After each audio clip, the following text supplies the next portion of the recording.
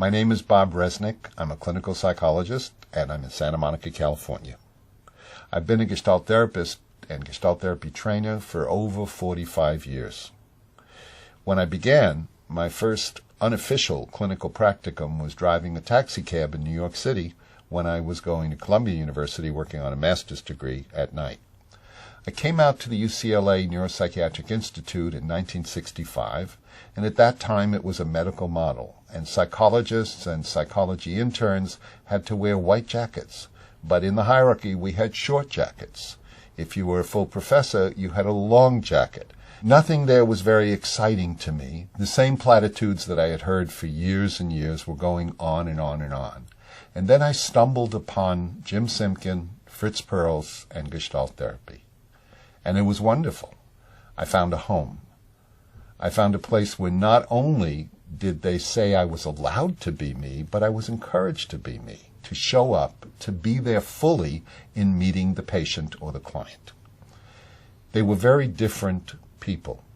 Fritz was brilliant. He was bold. He was erratic. He looked like he was shooting from the hip sometimes. But he wasn't. He was shooting from a ground of 50 years of doing psychoanalysis and psychotherapy. Jim, on the other hand, was quite different. Jim was meticulous, methodical, thorough, a wonderful, wonderful craftsman. He was precise, and he was to the point. I was lucky enough to get involved with both of these people, who at the beginning started as mentors, and over a 5-year period, they became teachers and friends. So for 5 years, I had the opportunity of working with Jim in L.A. in his Beverly Hills office, and working with Fritz at Esalen and following him around the country and working with him in different workshops. It was an incredible kind of an experience that I regard as one of the best things that has ever happened to me professionally. During that time, the most wonderful thing happened for me. Fritz, in 1969, asked me if I would go to Europe and to present Gestalt therapy to Europe for the first time. This was both an exciting and an anxiety-producing situation. All the roots of Gestalt therapy were clearly European in nature, and here I was, a young, brash American psychologist, going to Rotterdam to teach Gestalt therapy. It was a terrific experience. More than that, it was very unique. I may be the luckiest psychotherapist in the world. I was given an opportunity to do this, which allowed me entree to teaching and learning for the next 4.5 decades. So every year, I have the opportunity of going to Europe several times and teaching and learning and training with psychotherapists from all different countries, from all different cultures, and from all different therapeutic modalities. This gave me and gives me today a catbird seat where I can see what's going on in psychotherapy around the world, as well as be involved in the maturation and involvement of Gestalt therapy, both here in the States and abroad. Regrettably, I haven't published very much, and in that regard, I've been under the radar for these last 4.5 decades. But now in my life, it seems to be the time where I'm really becoming interested in showing my work in these demonstration films and hopefully beginning to write. I have much of the material already. The process of putting it together is very exciting and daunting to me. The history of Gestalt therapy is quite strange. On the one level, Gestalt therapy hasn't changed in its basics. We are still on a foundation of existentialism. We still rely on field theory, phenomenology, and dialogue. Those are the tripod, if you will, of the support system for Gestalt therapy. However, times have changed. There's new information and there's new research.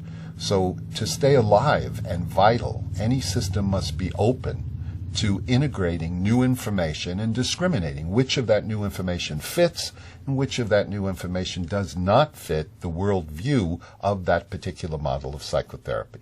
So Gestalt therapy is always changing. It is always evolving within the parameters of its basic foundation.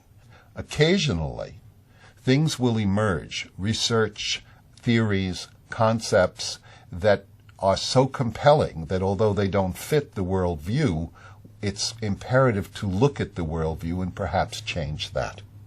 An interesting side note on that is that in the United States, at least, in the early 70s and late 60s, there were people who would come to a lecture or maybe even a weekend, and from then on they would call themselves a Gestalt therapist.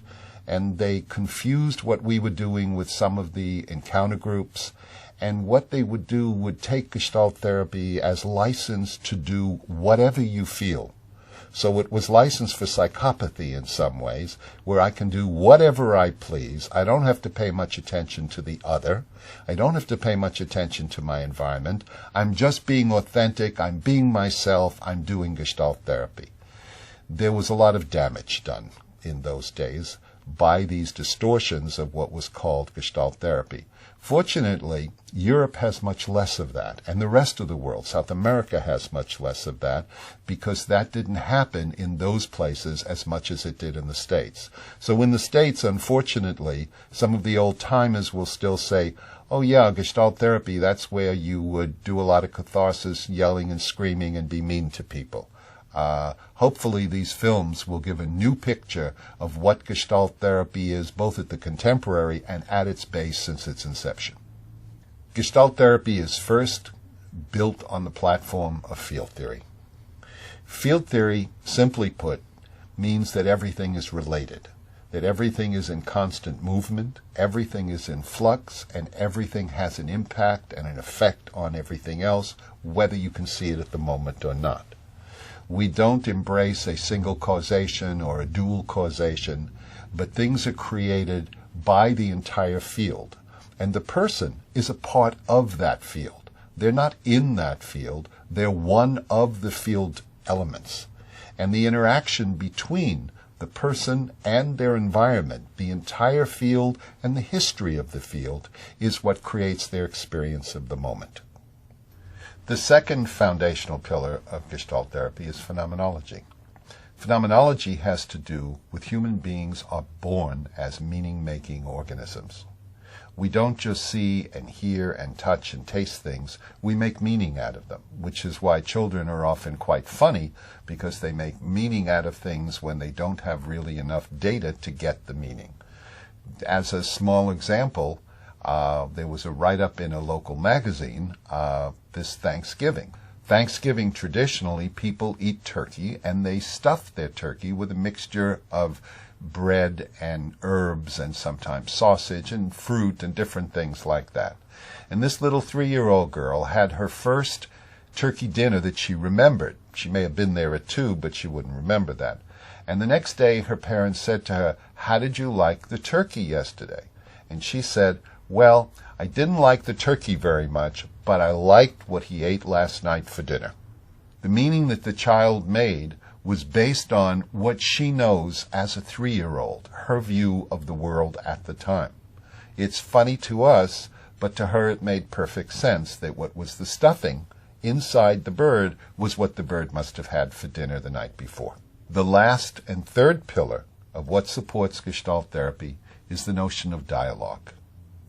In dialogue, the phenomenology of each person meets the phenomenology of the other.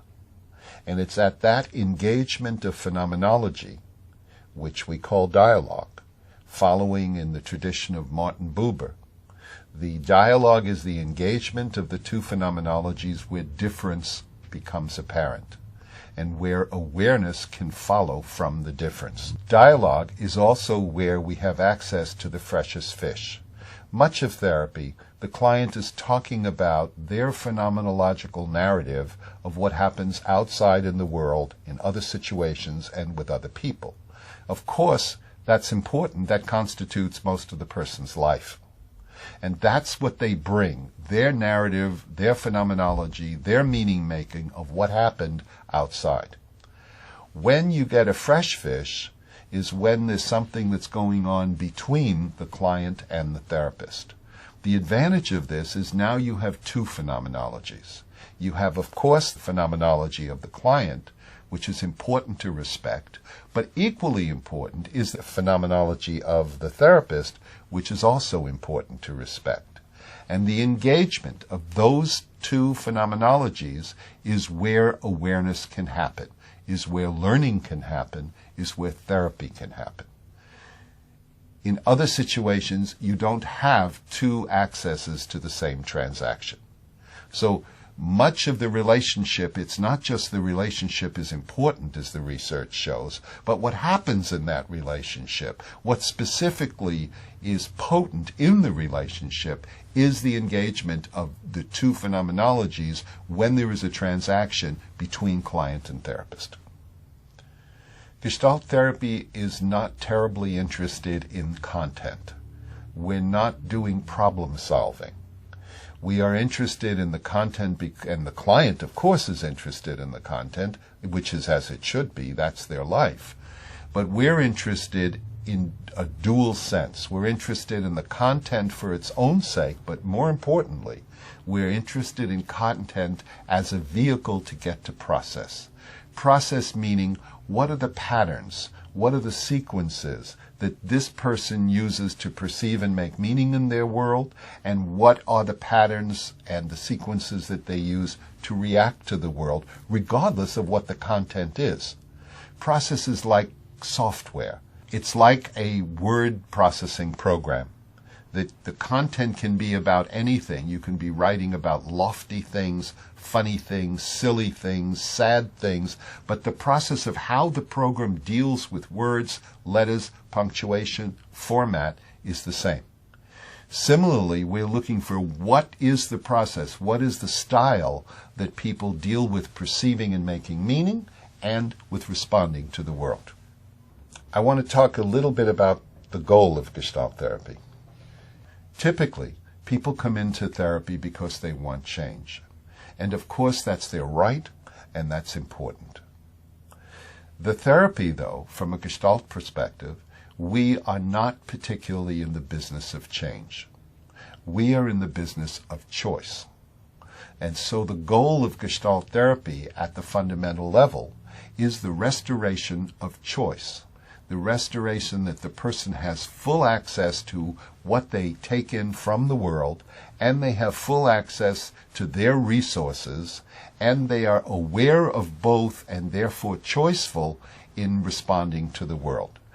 If, when they know another response, they have difficulty with that response, with implementing that response, then the work would shift to what's that difficulty?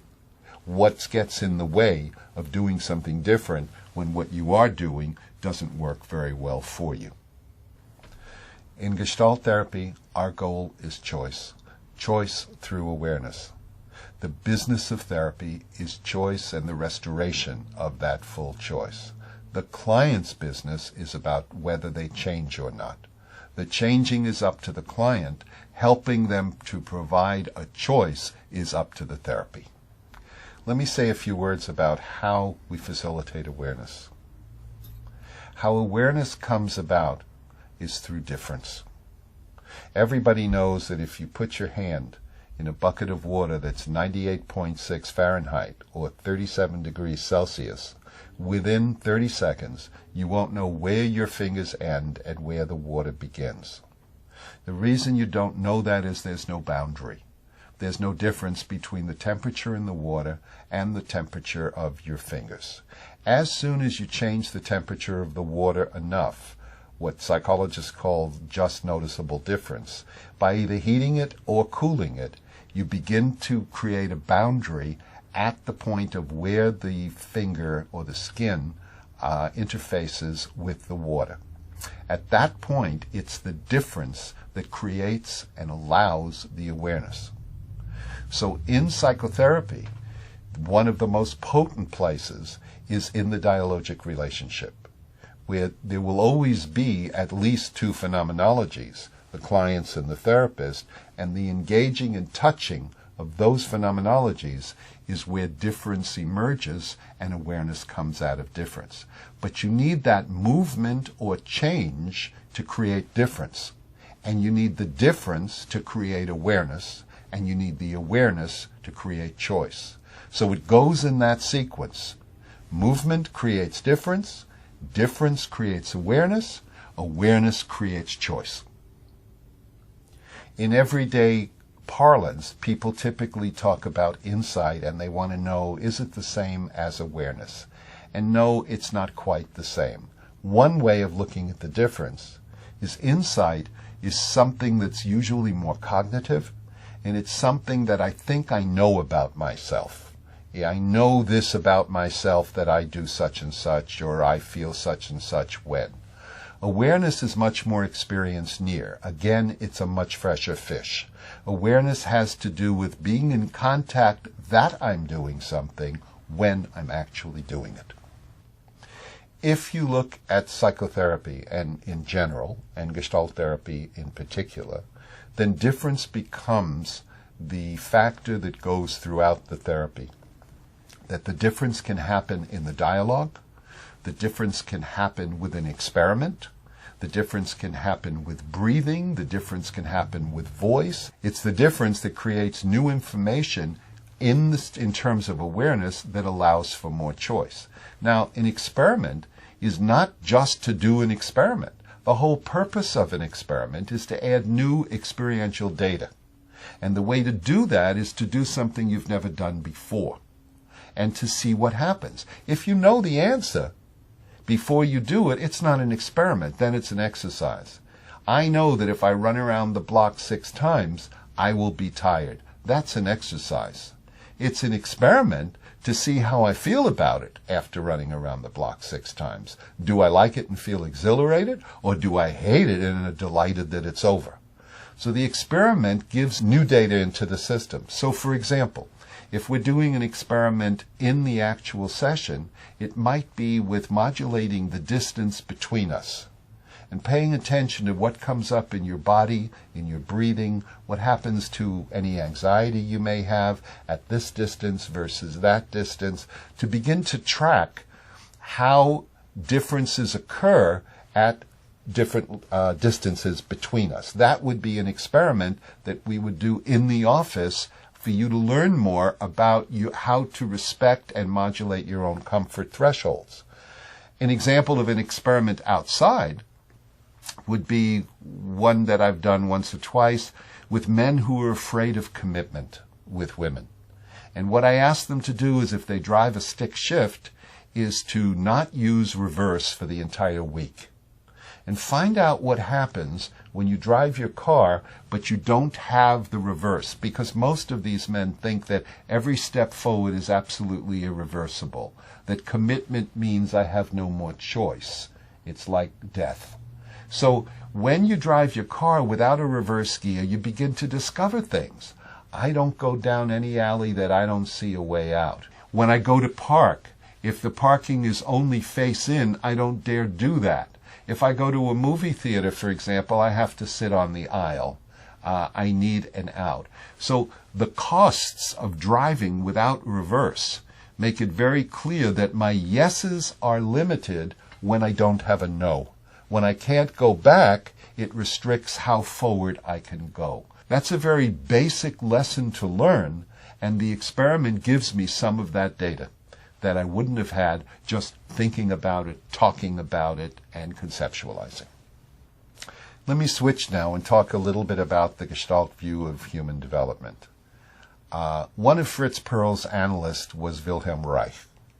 And Reich, as well as Rank, both believed that human beings are born self-regulating, that all living things are born, including human beings, self-regulating, which means that the person is in an ecological balance with their environment, where they are considering self and environment at some level, and for both of them to be able to survive.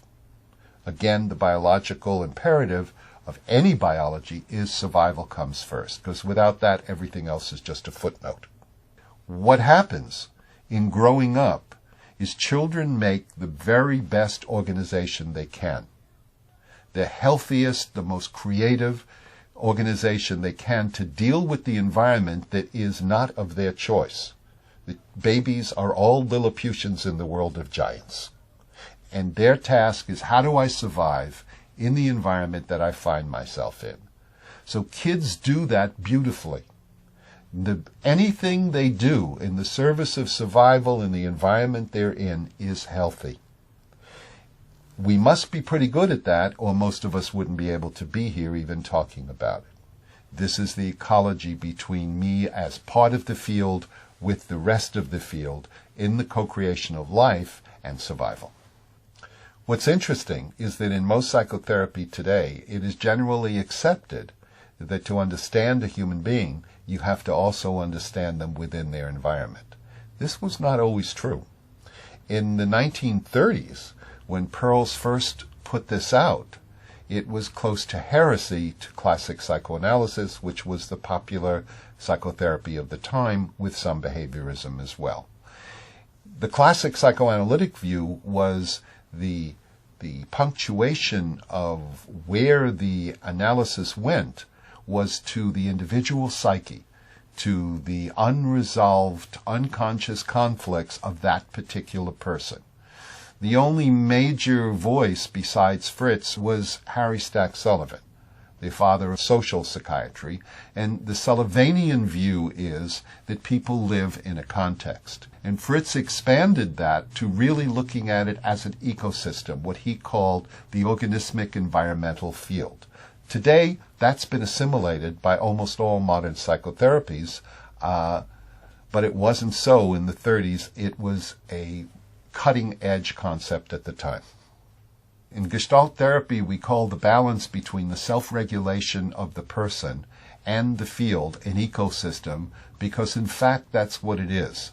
The back and forth between the person and their environment, being able to take in from the environment that what you need, being able to discriminate what you don't need and you need to get rid of, what's nourishing to take in and assimilate, what's toxic to keep out. That balance works for both the individual and for the environment. One of the biggest changes in Gestalt therapy from classic psychoanalysis is the following. Up till the time that Fritz began to write, psychoanalysis was looking at the past in an attempt to understand the present. The analysts of the day, they weren't particularly interested in the past for the past's sake. It was a means whereby for them to attempt to understand the present by first understanding the past. As psychoanalysis progressed, that so-called id psychology shifted to ego psychology, where they were looking more at the present, to Fritz, who says that in the present you can understand if you need to, but more importantly you can access the relevant past. It's the present that you need to look at in order to understand the present, and anything from the past that is relevant to interrupting present functioning will show itself in the present. And that's where it's palpable.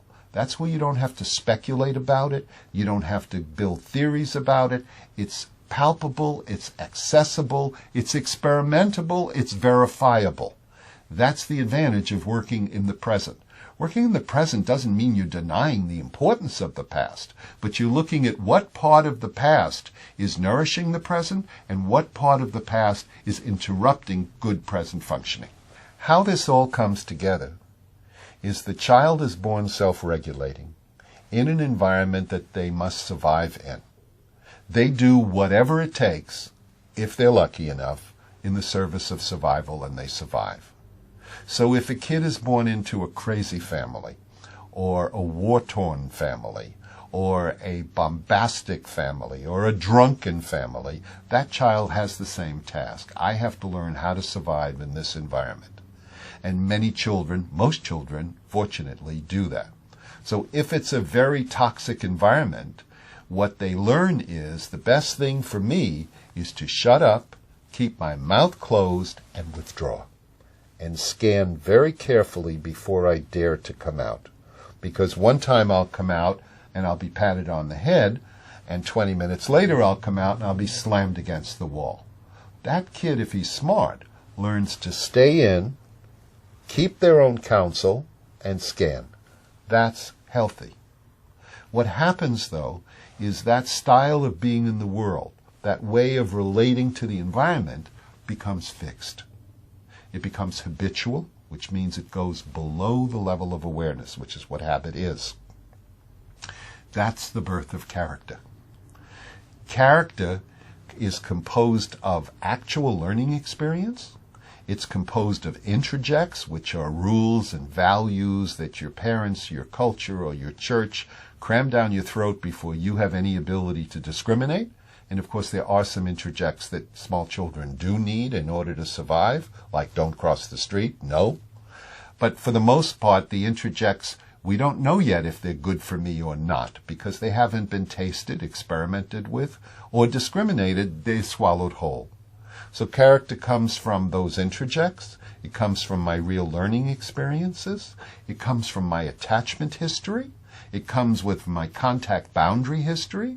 It comes from vicariously what I see and the meaning I make of it, and I make that into part of my character. And all of that becomes solidified and frozen. So now the child is 25 years old, and they can walk and they can talk, all things they couldn't do before. They now have a credit card. They may even have a cell phone. And they are still following the same characterological way in the world. They keep their mouth shut, they stay back, and they scan. That's character. Character is anachronistic. In Greek, ana means wrong, chronos means time. It's the wrong time. It was healthy back there. It is toxic, or at least not helpful here. That it's acontextual, it's obsolete, and it's anachronistic. It's like a horse and buggy on a superhighway. It works in one situation. It doesn't work very well in the other. So bottom line, character is the freeze framing of what was a healthy and creative way of surviving in the world that becomes rigidified, goes below awareness, and habitually repeats itself acontextually. What's important is character has two parts. Character is, half of it is how I perceive the world and how I make meaning. Those fixed ways of perceiving and making meaning, which is very similar what some therapies today are calling schema theory. The other half is how I characteristically, repetitively, habitually respond and behave in response to the world. The question arises, are all psychological difficulties seen as a function of character? There's pretty good research that indicates that severe psychosis like schizophrenia and severe mood disorders like bipolar disorders have a very heavy genetic and or biochemical basis. So those we can't really say are characterologically based, although they will affect the formation of character because they affect who the person is in the first place. But from a Gestalt point of view, we see all of the non-genetic ones as being related to character interrupting self-regulation.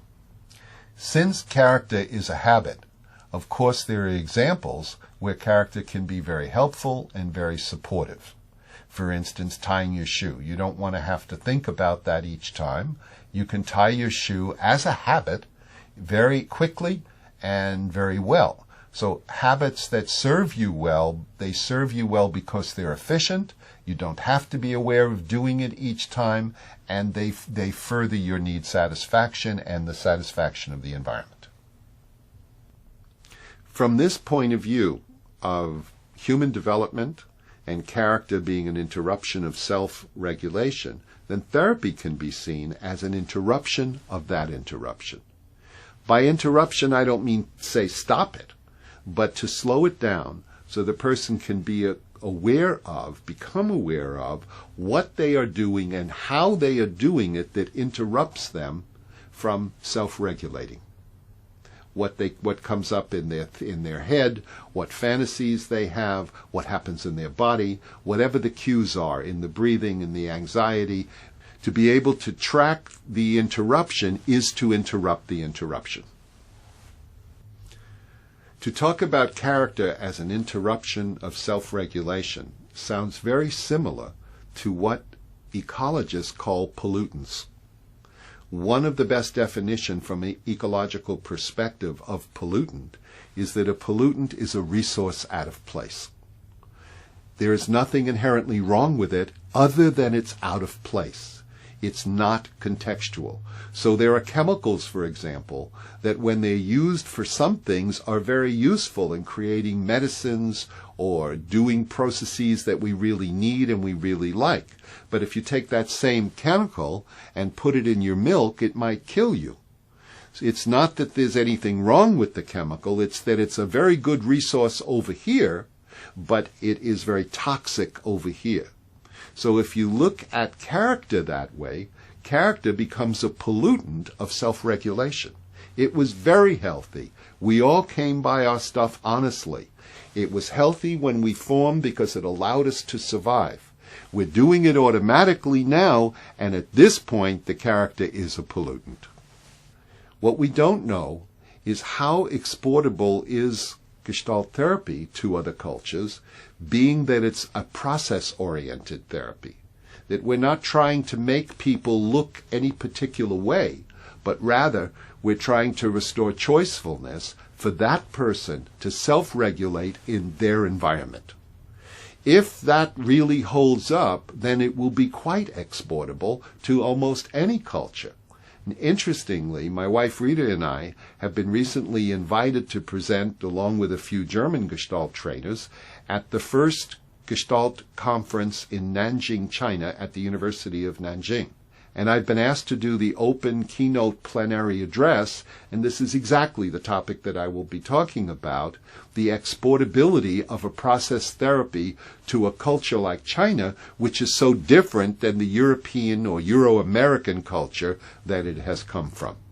And we don't know yet how far it will be found useful by the Chinese or other cultures. We're hoping. Before we go to the films, I want to just set a little bit of the context here. For the last 40 years, I've been involved with the summer residential Gestalt training program in Europe. First through the auspices of the Gestalt Therapy Institute of Los Angeles, and since 1997 through Gestalt Associates Training LA. We have a program that is probably the longest running psychotherapy training program in the world. This is a program that has 80 to 90 participants from 25 different countries, and there are 5 levels of training from basic to master class. These films occur within this training. Each group has maybe 12 to 14 participants. They are all therapists, but the program is both didactic and experiential. So people work on their own personal issues within the group as well as in individual therapy during the day. These are sessions with real people in real time working with real issues. These are not actors, there is no script, they are therapists, but they are working on their own issues. Nothing in the editing has added anything or taken out anything. The only editing that has happened is switching back and forth between the 2 cameras. It is in real time, it is real therapy. I invite you to look at these films with as open a mind as possible, with a sense of humor, and with the possibility to perceptually reorganize. I hope you enjoy them, and I hope you find them useful. Thank you.